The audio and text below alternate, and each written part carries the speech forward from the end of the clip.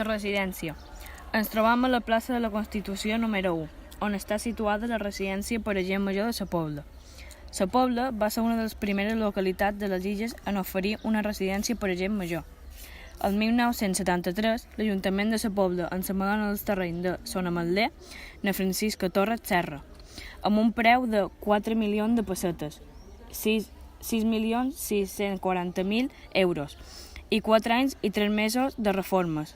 La residència va ser inaugurada oficialment el dia 28 de gener de 1978 a la seva primera directora, Anita Bernassa Crespí. Abans de la residència era la consulta del metge Duet, on el doctor era Miquel Serra Siquier, i després de la seva mort va ser Guillermo Llompart. L'edifici té una extensió de 1.380 metres quadrats. Actualment hi ha 26 habitacions distribuïdes en 3 plantes amb la capacitat de 47 places.